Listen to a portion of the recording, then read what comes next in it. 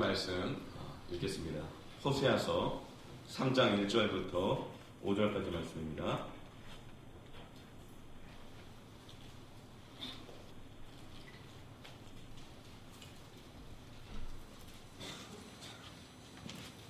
한 절씩 교독하고 마지막 절 함께 읽겠습니다.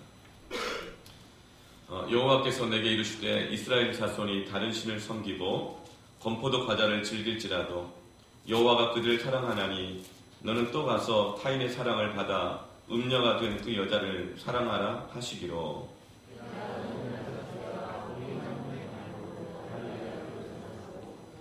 그에게 이르기를 너는 많은 날 동안 나와 함께 지내고 음행하지 말며 다른 남자를 따르지 말라. 나도 내게 그리하리라 하였노라.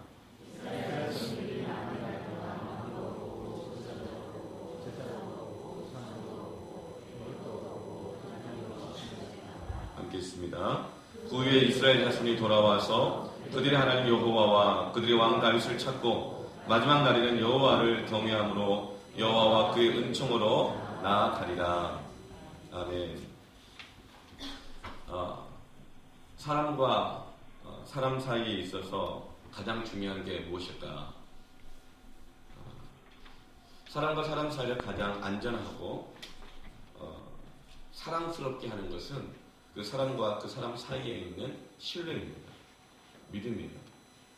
이 신뢰가 깨지면 모든 관계는 불안해집니다.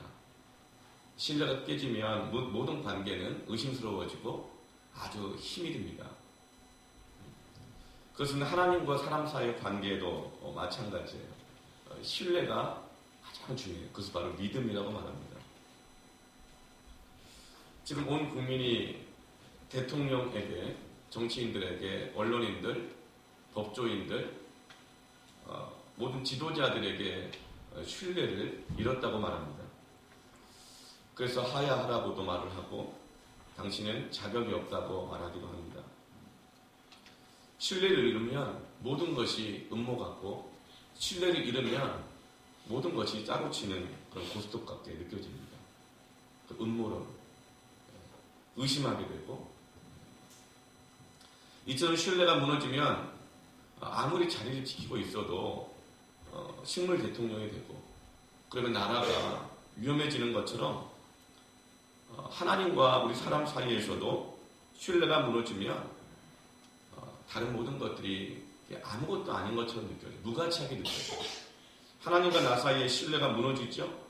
그러면 기도조차도 무가치하게 느껴집니다. 할 필요를 못 느낍니다.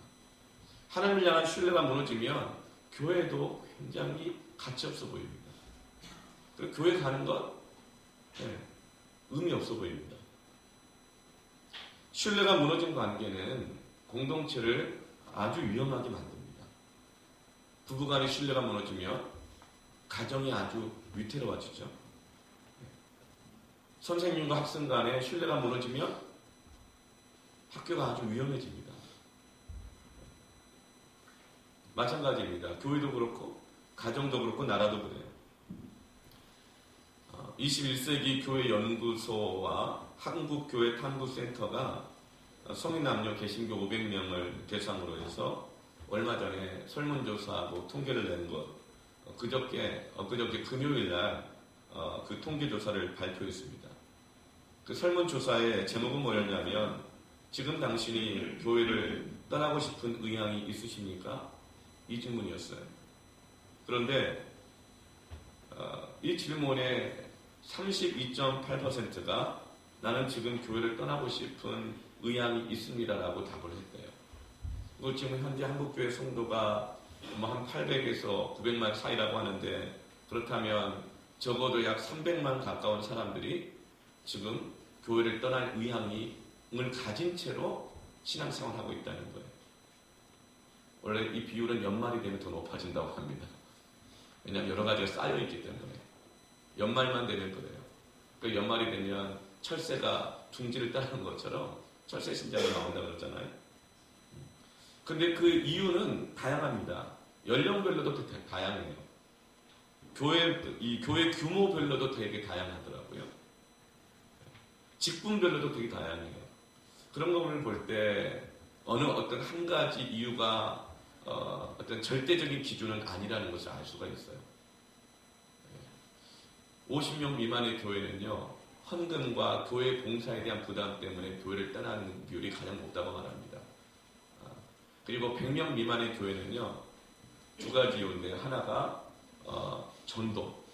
전도의 부담, 그리고 또 하나는 목회자 때문에, 이 두 가지가 100명 미만의 교회의 성도들이 가장 많이 떠나는 이유라고 무기명으로 이렇게 설문조사가 이렇게 되어 있어요.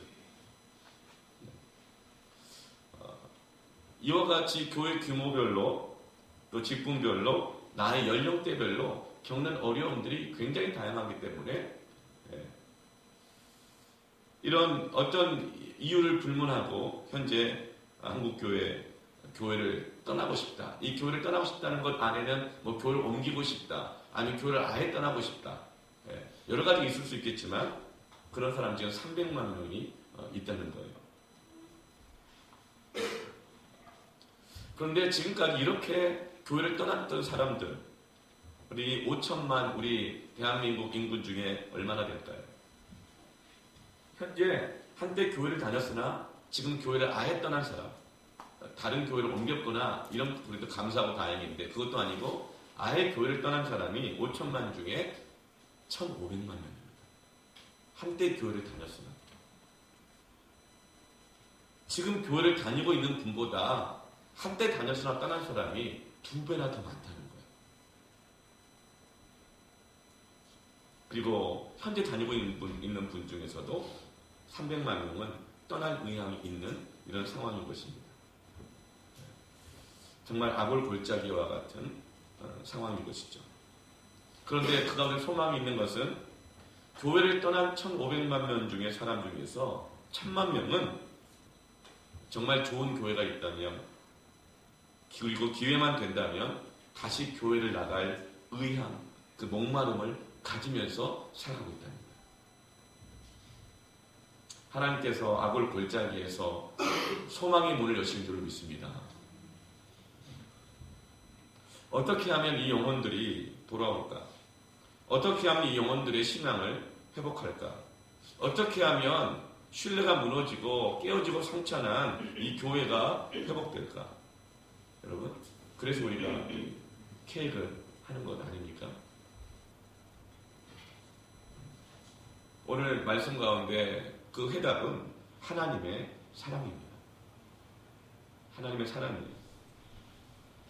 지금 하나님께서는 이스라엘 백성들의 상태를 아주 위험하게 생각하고 계세요. 호세아와 고멜의 이 부부관계, 이 가정을 굉장히 위험한 상태로 생각하고 계십니다. 그 이유는 더 이상 이스라엘 백성들이 하나님과의 관계를 믿음과 신뢰의 관계로 생각하지 않기 때문에 그렇습니다. 지금 이스라엘 백성들은 하나님을 향한 믿음과 신뢰를 다 잃어버리고 가나안 생활에 이제는 완전히 마음을 빼앗긴 상태입니다. 처음엔 갈등이 좀 있었죠. 그런데 지금은 하나님을 향한 신뢰를 다 잃고 가나안 생활에 완전히 마음을 빼앗겨버린 상태예요. 고멜이 처음에 호세아가 같이 결혼해줬을 때 좀 안 맞는 것도 있고 힘든 것도 있었지만 그때는 차라리 힘들었는데 이제는 아예 남편 호세아를 떠나서 다른 남자와 사니까 그렇게 편할 수가 없고 그렇게 자유로울 수가 없고 재밌을 수가 없는 거예요. 이제는 남편과의 신뢰관계가 다 깨지고 다른 남자에게 마음을 완전히 빼앗겨버린 상태와 같은 것이죠. 고멜은 생각지도 못한 선지자와 결혼을 했습니다. 정말 자기 스타일이 아니었어요. 재미없죠, 사는 것이. 옳은 것은 아는데 너무 재미가 없어요. 자기가 생각했던 그런 즐거운 가정생활이 아닙니다. 아주 실망했어요. 그래서 결국 견디다 못해서 고멜이 그 남편을 떠나버립니다. 떠나고 나니까 그렇게 마음이 편할 수가 없어요. 힘들 것 같은데 그렇게 편할 수가 없어요. 고멜에게 호세아는 더 이상 남편이 아니고 이제는 중요한 사람이 아닙니다. 잊어버렸어요. 이스라엘 백성들이 이와 같이 하나님을 더 이상 자신의 삶을 우선순위로 여기고 있지 않습니다. 우선순위로 여기는 순간 갈등이 일어나고 불편하고 피곤해집니다. 근데 아예 떠나버리니까 그렇게 편할 수가 없어요. 이제 중요한 것은 가나안 땅에서의 풍요로운 생활이 그들에게 더 중요한 주제로 다가옵니다. 그들에게 이제 중요한 것은 가나안 땅에서 성공하고 살아가는 것이 되어버렸어요. 지금 하나님께서는 그런 고뇌를 향해서 이스라엘 향해서 하나님은 어떤 마음을 가지고 계실까? 참 이게 동상이몽이에요. 고뇌는 너무 편하게 살아가고 있는데 애타는 건 하나님이에요. 우리는 전도할 때 그런 생각해요. 주님도 모르고 복음도 모르고 살아가는 이들이 얼마나 힘들까. 근데 복음을 전하다 보면 대부분 뭐라고 말하죠? 난 아무 문제 없어요. 난 잘 살고 있어요. 그런 말을 들을 때 우리가 충격을 받아요. 난 예수 믿고 신앙생활하면서 힘든 게 있는데 그러면서 내 신앙의 위기가 오히려 찾아올 때도 있습니다. 그런 사람들을 바라볼 때 우리 하나님은 어떤 마음을 갖고 계시는가?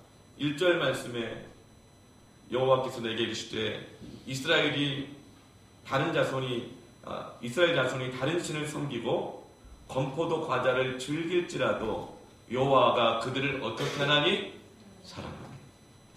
사랑하신대요. 여기서 건포도 과자는 가나안 땅에서 성공한 사람들이 먹는 것입니다. 오늘날로 따지면 뭘까요? 뉴욕 사람들이 먹는 그 브런치를 들고 스타벅스 커피 한 잔을 들면서 여유롭게 아침을 시작할 수 있는 멋진 사무실에서 좋은 차에서 차를 딱 타가지고 브런치를 먹으면서 스타벅스 커피를 여기 폴더에다 딱 꽂는 순간 그렇게 지금 즐기면서 살아가고 있는데 그런 지금 고뇌를 이스라엘을 하나님이 사랑하신다는 거예요. 우리 시대에 특별히 40대 남성들에게 성공했다고 하는 개념을 대표하는 것은 뭘까요? 내 집을 장만하고 제네시스에 그 뒤트렁크에 골프백을 집어넣는 순간 나는 성공했다. 그렇게 즐기면서 살아가고 있다는 거예요. 이제 이스라엘 백성들에게는 하나님보다 더 중요한 것이 생겼어요. 더 좋은 것이 생겼어요. 우리는 가나안에서 건포도 과자를 즐기면서 무언가 더 얻고 싶어서 더 자유롭게 살고 싶어서 하나님을 떠나가기 시작하는 사람들을 볼 수 있습니다. 그런 사람들 바라볼 때 참 이게 마음이 사랑하기가 쉽지 않아요. 그런데 하나님은 그러할지라도 사랑하시는 이것이 바로 이 세상을 향한 하나님의 마음인 줄 믿습니다. 우리를 향한 하나님의 마음인 줄 믿습니다. 아멘. 하나님의 사랑은 그러할지라도 여호와가 저희를 사랑하시나니 다른 신을 섬길지라도 건포도 과자를 먹으며 세상의 성공에 취해서 하나님은 그렇게 중요하지 않게 여겨지고 교회는 그렇게 중요하게 여겨지지 않고 하나님 뜻대로 살아간다는 것이 그게 뭐 그렇게 중요한가? 그럴지라도 사랑하신다는 것입니다. 마음이 떠난 사람 사랑하는 것 정말 힘들어요. 나를 중요하게 여겨주지 않는데 사랑하는 것 힘듭니다. 고멜은 호세아를 중요하게 여기지 않아요. 이 마음이 떠났어요. 이스라엘 백성들은 하나님을 예전처럼 중요하게 여기지 않아요. 마음이 하나님께서 떠나 있어요. 그런데 하나님은 여전히 그런 이스라엘을 사랑하신다는 거예요. 목사는 내 교회를 중요하게 여기는 사람을 사랑하기 마련이죠. 네. 섬김이는 패밀리 모임을 중요하게 여기는 사람을 사랑하기 마련입니다. 모든 사람은 내가 중요하게 여기는 것을 중요하게 여겨주는 사람을 사랑합니다. 제가 이 말씀을 읽으면서 제 스스로에게 물어봐요. 나는 나에게서 마음이 떠난 성도를 사랑할 수 있을까? 내 교회보다 다른 교회를 더 자랑하는 성도를 사랑할 수 있을까? 그러면서 우리 교회 뭐 문제 있다고 이렇게 말하는 사람을 사랑할 수 있을까?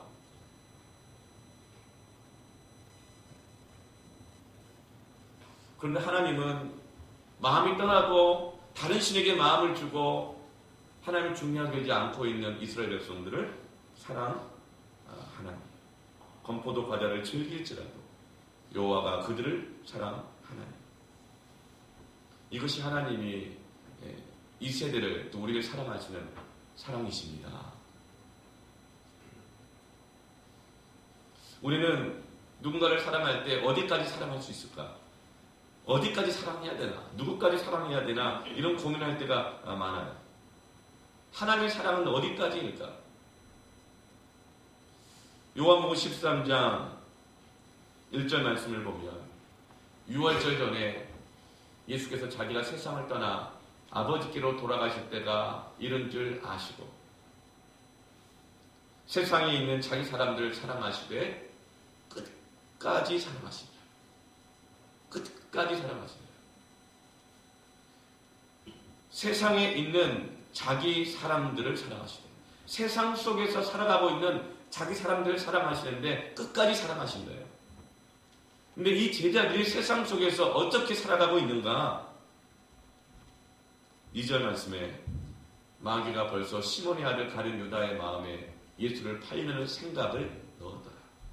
이미 제자들 가운데 마음이 떠난 사람이 있어요. 배신할 결정을 이미 다 했어요. 얼마 주고 얼마 받고 예수님을 넘기기로 마음을 다 갖고 있어요. 그렇게 세상에서 하나님 향한 마음을 잃어버리고 이젠 주님이 더 이상 중요한 존재가 아니에요. 그렇게 된 사람이 내 안에 있음에도 불구하고 끝까지 사랑하십니다. 이것이 하나님의 우리를 향하신 사랑입니다. 요한복음 13장 21절 같은 장에서 이렇게 말씀하세요. 예수께서 이 말씀을 하시고 심령이 괴로워. 심령이 괴로우시대요. 예수님의 사랑은요 그냥 쉬운 사랑이 아니에요. 그걸 아시고 하시는 사랑이라 심령이 괴로워. 증언하여 이르시되, 증언하여란 말은 헬라어로 말투레오인데 확실한 증거를 가지고 말한다는 뜻이에요. 뭔가 제자들의 얼굴 표정을 보니, 저들의 말하는 걸 보니, 저들의 행동을 보니 확실한 증거들이 막 보이는 거예요. 마음 떠났구나. 마음 바뀌었구나. 내가 너희들에게 더 이상 중요하지 않구나. 너희들에게 중요한 딴 게 생겼구나.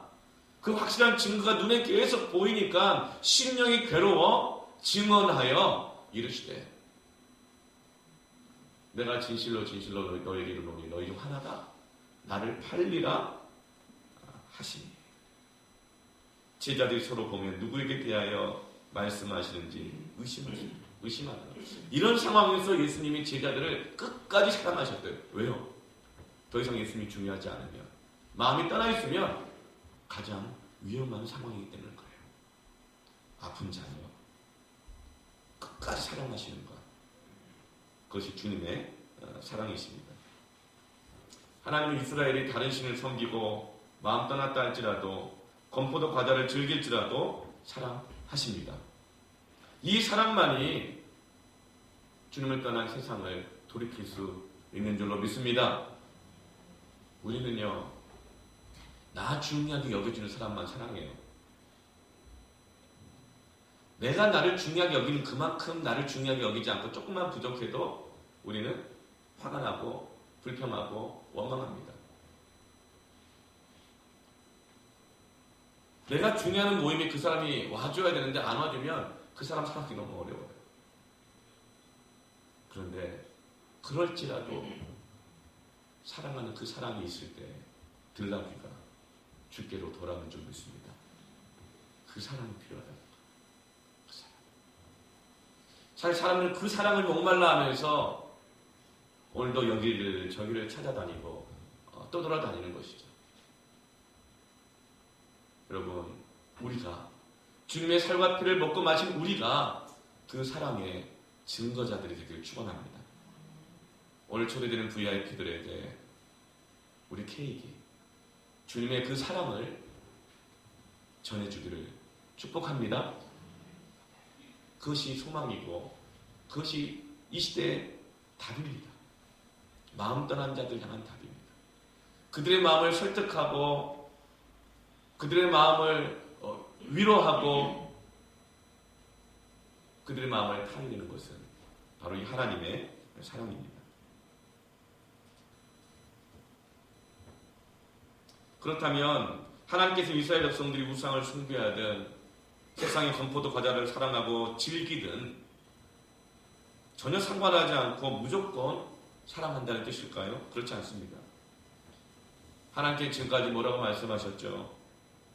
이스라엘이라고 했습니다. 이스라엘의 뜻은 죽음으로 심판하겠다는 뜻이에요. 하나님께서는 그렇게 음란하게 떠난 이스라엘 백성들을 로루하마라고 했어요. 로루하마의 뜻은 용서하지 않겠다는 뜻입니다. 그렇게 하나님을 떠나고 하나님을 중요하게 여기지 않고 무가치하게 여겼던 이스라엘 백성들을 로암리, 내 백성이 아니다, 이렇게 말씀하셨습니다. 거친 길로 데리고 갈 것이다, 악을 골짜기로 데리고 갈 것이다, 그렇게 말씀하셨어요. 그런데 그 악을 골짜기에서 압니다, 내 백성이다, 루하마라, 용서하겠다, 내가 너에게 장가들겠다, 내가 너의 남편이다, 내가 너를 나의 아내 삼겠다, 이렇게 말씀하십니다. 이것은 하나님께서 나는 너희들이 이렇게 세상에서 살아가는 것 정말 싫다, 너희들이 이렇게 하는 짓들 너무 싫다, 죽음으로 심판하고 싶고 용서할 수가 없고 도무지 받아들일 수가 없고 함께하고 싶지가 않다. 너희들 정말 그렇게 살면 나는 너희들을 버릴 것이다. 아수르의 포로가 될 것이다. 거친들을 만나고 광야를 만나고 이정표가 없고 내일의 보장이 없고 사람이 없고 외롭고 고독한 악을 골짜기가 너희들의 인생이 될 것이다. 그러나 바로 그곳에서 나는 이 사랑으로 너희를 찾아갈 것이고 거기서 너희를 다시 데려올 것이다. 호세아 11장 8절 말씀에 에브라임이여 내가 어찌 너를 놓겠느냐, 이스라엘이여 내가 어찌 너를 버리겠느냐, 내가 어찌 너를 아드마같이 놓겠느냐, 어찌 너를 수고인같이 두겠느냐. 내 마음이 내 속에서 불같이 너를 향한 긍휼이 일어나는 거다. 이것이 지금 우리를 향한 하나님의 사랑입니다. 근데 하나님의 이 불같은 사랑은 어떻게 그 고멜을 데리고 오고 어떻게 들나귀를 데리고 옵니까? 2절 말씀을 같이 한번 읽어볼까요? 시작. 내가 은 15개와 보리 한 호멜 반으로 나를 위하여 그를 사고. 하나님이 이스라엘 백성을 데리고 오는 방법, 호세아가 고멜을 다시금 사랑하는 그 방법은 그의 몸값을 주고 다시 사오는 것입니다. 그 외에 다른 방법이 없어요. 당시에는 원하는 여인과 결혼을 하기 위해서는 결혼 지참금을 내야 했습니다. 그런데 고멜은 원래 자기 아내잖아요. 지참금을 낼 필요가 없어요. 그럼 이건 무슨 돈인가? 왜 은 15개와 보리 한 호멜 반일까? 보리 한 호멜 반의 값은 은 15개입니다. 그러니까 고멜을 다시금 데리고 오는 데 들어가는 비용은 은 30개입니다. 은 30개의 값은 당시에 성인 노예 한 사람의 몸값입니다. 그래서 예수님을 가룟 유다가 은 30에 팔아넘긴 것이죠. 이 말은 지금 남편을 떠난 고멜은 노예가 되어 있다는 것입니다. 남편을 떠난, 하나님을 떠난 이 이스라엘 백성들의 처지는 노예 같은 삶을 살고 있다는 것입니다. 여러분, 사랑이라는 건 뭔가? 그것은 가치가 추락한 자를, 그 존재를 값 주고 다시금 사오는 것이 사랑입니다. 이미 노예가 되었지만 그러나 값을 주고 다시금 그 존재를 사오는 것입니다. 그것을 구속의 사랑이라고 합니다. 구할 구자에 값을 치를 숫자, 구속의 사랑입니다.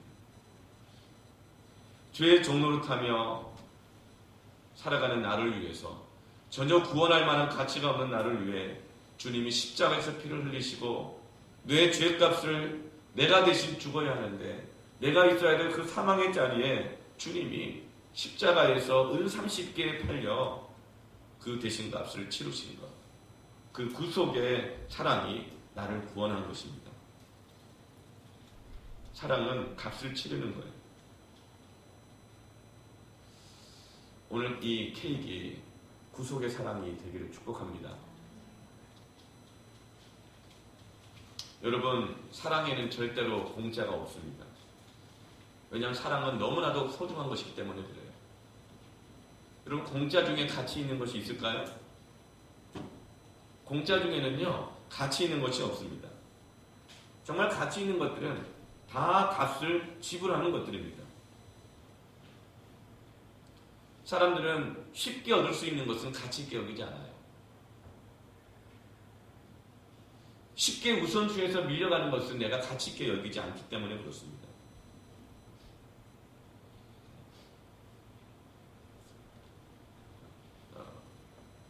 교회를 이렇게 쉽게 떠나는 경우, 신앙을 쉽게 떠나는 경우는 쉽게 얻었다고 생각하기 때문에 그런 것을 가치 있게 여기지 않습니다.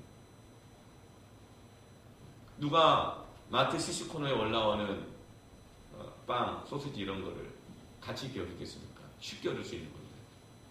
1+1을 누가 이렇게 가치 있게 여기겠습니까? 쉽게 얻을 수 있는 것은 가치 있게 여기지가 않죠. 여러분, 하나님의 구원은 값없이 우리에게 주어진 선물이죠. 그러나 그것은 받는 우리의 입장인 것이고 하나님 입장에서는 가장 큰 값을 지불하신 것입니다.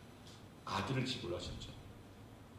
그런데 우리가, 이 교회가, 우리의 이 신앙이, 이 구원이 언제든 쉽게 얻을 수 있는 것들이라면, 내가 원하는 대로, 원하는 때에, 원하는 모양을 쉽게 얻을 수 있는 것들이라면 우리는 그것을 가치 있게 여기지 않는 것입니다. 그러나 우리가 기억하십시오. 우리의 이 구원은 예수님의 피값으로 얻어진 것이라는 것. 결코 우선순위에서 밀리고 선택할 수 있는 차선의 것들이 아니라는 것을 우리는 기억해야 할 것입니다. 이 말은 저와 여러분의 이 가치가 그렇게 포기할 수 없는 존귀한 가치가 있는 것은 바로 하나님의 사랑이 있는 것입니다. 우리 주님이 사람들을 사랑하실 때 마음 떠난 그 사람을 끝까지 사랑하신대요. 왜요? 그만큼 가치 있기 때문에 그래요. 내 옆에 있는 그 사람, 우리의 가족, 우리가 포기할 수 없는 그것은 하나님이 가장 큰 가치를, 가장 큰 대가를 지불한 존재이기 때문에 그런 것입니다. 하나님이 가장 중요히 여기는 그것을 중요히 여기지 않을 때 하나님은 마음 아파하시죠. 사랑하기를 너무 힘들어하세요. 하나님이 가장 소중히 여기는 것을 소중히 여길 수 있기를 축복합니다.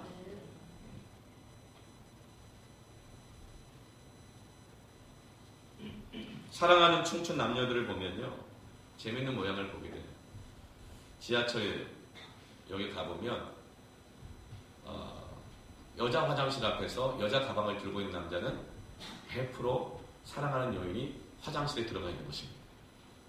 여러분, 사랑하는 여자도 아닌데 그 가방을 대신 들고 누가 그 민망한 모습으로 여자 화장실 앞에 기다리겠어요? 사랑은요, 짐을 지게 합니다. 사랑은 값을 지불하게 해요. 왜죠? 그 여인이 너무나도 가치 있기 때문에 그런 거예요.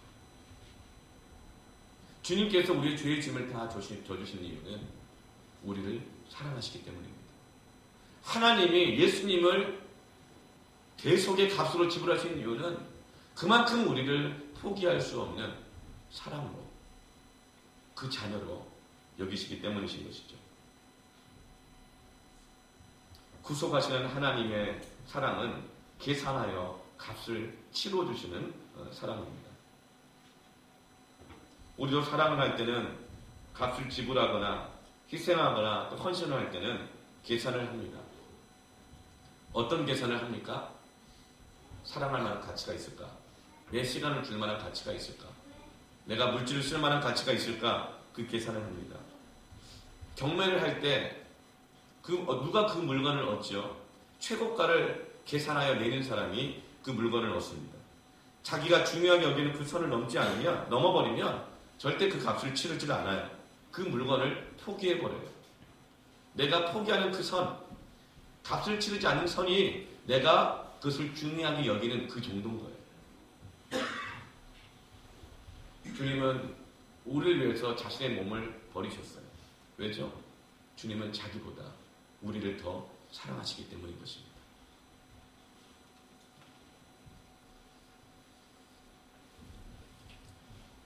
이것이 사랑의 계산 방법인데 하나님이 우리를 구속하신 사랑의 계산 방법은 좀 달라요. 나는 누군가를 사랑할 때 계산의 공식이 있죠. 뭔가에 애정을 쏟을 때 계산의 공식이 있어요. 그 안에는 정해진 양도 있고 정해진 횟수가 있고 그 값이 있어요. 누가 나를 아프게 하고 서운하게 하면 한 번이야 이렇게 말합니다. 또 속으로 한 번만 더 해봐요. 근데 또 그러죠. 그러면 그래 한 번은 더 참는다. 또 그리고 3번 그래요. 네가 사람이냐 뭐 이런 생각해요. 그게 우리의 계산 공식이에요. 나의 계산 값이에요. 그 신뢰를 버리고 떠나고 뭐 이렇게 합니다. 그러나 주님의 계산 방법은 뭐죠? 70번씩 7번이라도. 이것이 주님의 속량하시는 사랑하시는 계산법이죠. 사실 하나님은 우리에게 모든 것을 다 치를 결정을 이미 하고 계산을 하시는 거예요. 그래서 하나님의 이 갑지불에는 갈등이 없어요. 이미 그 아들을 다 내어주기로 계산 끝내고 지불하시기 때문에 그런 거예요. 하나님의 사랑 안에는요 계산이 있어요. 우리의 사랑에도 계산이 있어요. 근데 이 계산이 너무 달라요. 하나님의 사랑의 계산을 보실까요? 고린도전서 13장 4절부터 5절까지 말씀입니다. 함께 읽을까요? 사랑은 오래 참고 사랑은 온유하며 시기하지 아니하며 사랑은 자랑하지 아니하며 교만하지 아니하며 무례히 행하지 아니하며 자기의 유익을 구하지 아니하며 성내지 아니하며 악한 것을 생각하지 아니하며. 사랑은 뭐냐면요 악한 것을 생각하지 않는 거예요. 영어 성경에 보면 뭐라 나와 있냐면 악한 것을 생각하지 않다. 이거를 no record of wrong. 나에게 잘못한 것들을 기록하지 않는다. 헬라어로는 우로기조마이 계산하지 않는다.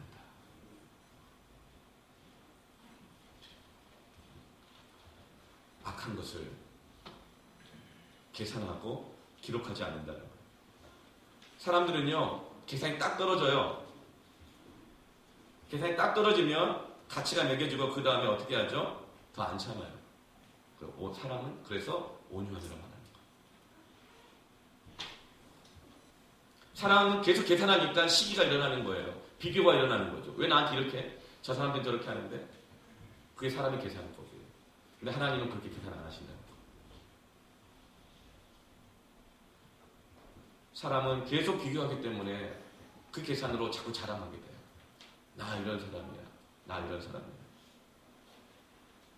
그리고 사람들은 그렇게 계산하기 때문에 교만해진대요. 그 계산이 끝나면 그때부터는 무례하게 행하기 시작해요. 왜죠? 넌 그만큼 가치가 없기 때문에 무례히 행하는 거예요. 그러나 주님의 사랑은 무례히 행치 않아요. 가끔 그런 경우가 있어요. 교회를 왔는데 우리 막 교회를 이렇게 우리 사랑하는 교회를 이렇게 무례하게 막 하시는 것 같은 분이 막 보일 수가 있어요. 예. 그리고 막 교회를 막 평가하고 판단하고 막 이런 걸 볼 때 막 그 화가 난다고 하는 성도님들이 있다고 저한테 얘기를 하시더라고요. 우리는 딱 계산이 딱 끝나면 무례하게 행하고 교만해지고 그래요. 그리고 계산이 끝나면 자기의 유익을 구하기 시작합니다. 그래서 사랑은 자기의 유익을 구하지 아니하며 사람이 계산을 끝나면 막 이제 화를 내요. 왜 이렇게 하냐는 것이죠. 막 성을 내는 거예요. 그래서 사랑은 성내지 아니하며 악한 것을 생각하지 아니하며 하나님의 사랑은 계산하지 아니합니다. 기록하지 아니합니다. 이것이 바로 우리를 향한 구속의 사랑인 것입니다. 이 사랑이 있어야 들나기가 돌아오고, 이 사랑이 있어야 고멜이 돌아오게 되는 것입니다. 이 사랑이 있어야 교회가 교회되고, 이 사랑이 있어야 성도가 성도 되는 것입니다. 이 사랑이 있어야 한때 교회를 다녔으나 떠난 1000만, 1500만의 영혼들이, 지금도 언제든지 떠날 준비를 하고 있는 300만의 영혼들이 주님 품을 떠나지 않을 수 있는 것입니다.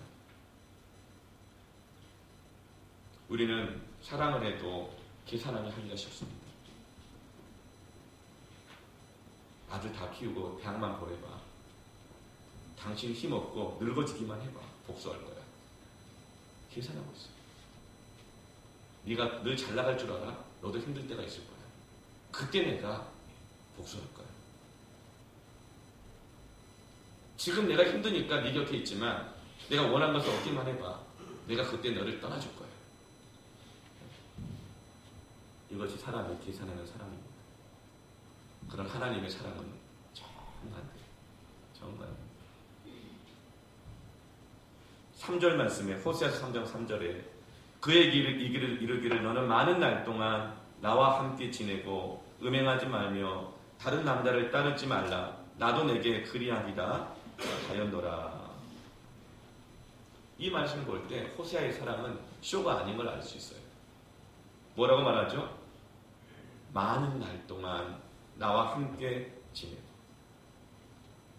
나도 너에게 그리하리라 하였노라. 계산했다면 이런 고백 못하죠. 호세아의 사랑은 계산 속에서 하는 사랑하는 척하는 것이 아니었습니다.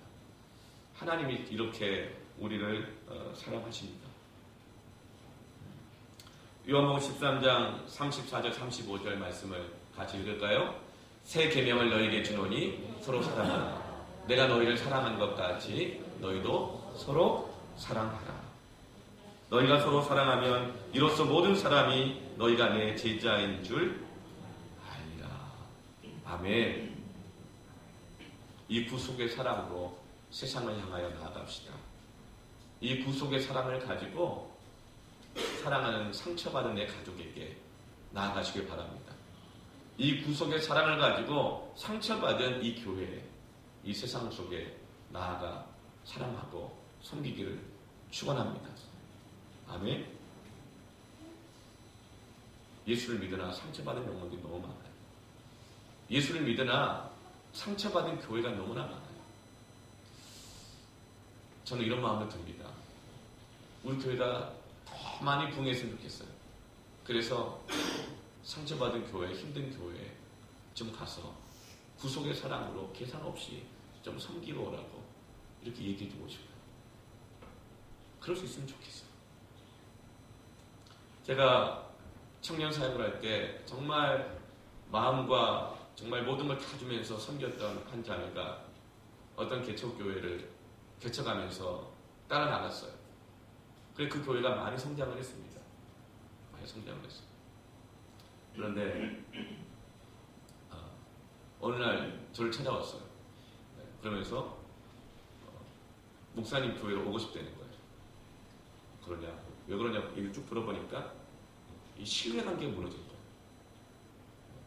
그래서 제가 그랬죠.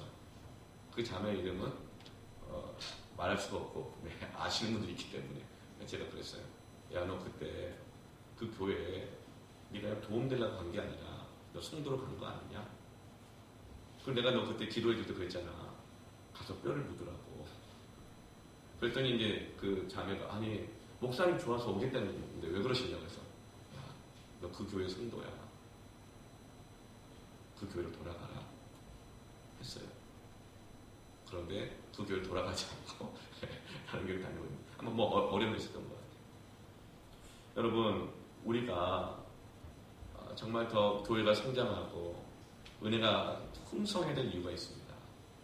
여러분 이 땅에 있는 어려운 교회들을 섬길 수 있기를 축원합니다. 그래서 정말 우리 교회가 더 부흥해서 아예 그냥 사람을 뚝뚝 떼가지고 어려운 교회 보내서 일꾼 좀 해라. 뭐 거기가 아예 뼈를 묻어라 막 이렇게 말을 또 해주고 싶어요. 네. 그러나 또 사람의 마음을 못하겠어요. 그러나 네. 우리가 이 구속의 사랑으로 사랑하고 섬기길 축원합니다. 아멘. 시험에 함께 기도하겠습니다.